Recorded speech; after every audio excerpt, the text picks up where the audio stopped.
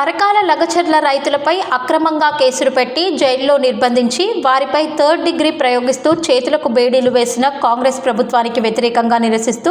పరకాలలో doctor Ambedkar విగ్రహానికి వినతి పత్రాలు సమర్పించిన బీఆర్ఎస్ నాయకులు ఈ సందర్భంగా మాట్లాడుతూ దళిత గిరిజన రైతులపై అక్రమంగా పెట్టిన కేసులు ఎత్తివేసి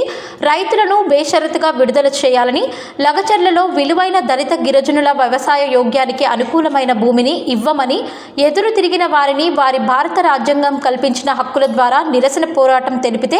అరెస్టు చేసి జైల్లో పెట్టి అనారోగ్యంగా ఉన్న రైతులను సంకెళ్లు వేస్తూ హాస్పిటల్కి తీసుకువచ్చే ఘటనలకు పాల్పడే కాంగ్రెస్ ప్రభుత్వాన్ని ప్రజలు ముక్తకంఠంతో ఖండించాలని అన్నారు. బీఆర్ఎస్ మండల ముఖ్య కార్యకర్తలకు, టౌన్ ముఖ్య కార్యకర్తలకు ఈరోజు మా రాష్ట్ర సమితి గౌరవ అధ్యక్షుడు మన వర్కింగ్ ప్రెసిడెంట్ తారక రామారావు గారి పిలుపు మేరకు కొడంగల్ నియోజకవర్గం లోపల గత 29 రోజుల క్రితం ఫార్మాసిటీకి వ్యతిరేకంగా తమ భూములు ఇవ్వమని రైతులు ఉద్యమిస్తూ ఉంటే వాళ్ల మీద ఈ రాష్ట్ర ప్రభుత్వం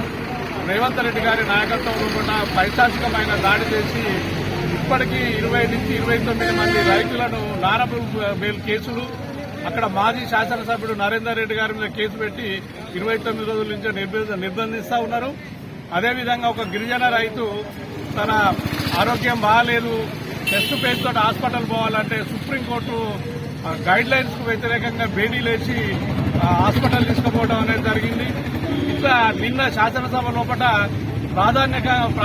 క్రమం లోపల ఈ అంశాన్ని చర్చించాలని టీఆర్ఎస్ పార్టీ వాయిదా తీర్మానం ఇస్తే దాన్ని బుల్డోజ్ చేసి మా వాళ్ళందరినీ మార్షల్ చేత బయటికి పంపించడం జరిగింది. ఆ సమస్య మీద చర్చించి వాళ్ళందరినీ బేషరతుగా విడుదల చేయాలని ఈరోజు తెలంగాణ రాష్ట్ర వ్యాప్తంగా అన్ని అంబేద్కర్ బొమ్మలకు రాజ్యాంగ పరిరక్షక అధ్యక్షుడు అంబేద్కర్ కాబట్టి ఆయన వినతి పత్రాలు ఇవ్వాలని మా పార్టీ పిలుపు మేరకు ఈరోజు పరకాల గ్రామీణ మండలము, పరకాల పట్టణ ప్రాంతంలో ఉన్న ముఖ్య నాయకులందరం కలిసి కార్యక్రమాన్ని చేయడం జరిగింది. రేవంత్ రెడ్డి గారు ఇప్పటికైనా అప్రజాస్వామికమైన పాలన బంద్ చేసి ప్రజాస్వామ్యం అని పేరు చెప్పుకునే ఈ కాంగ్రెస్ ప్రభుత్వం ఆ రైతులను వేరే విడుదల చేయాలని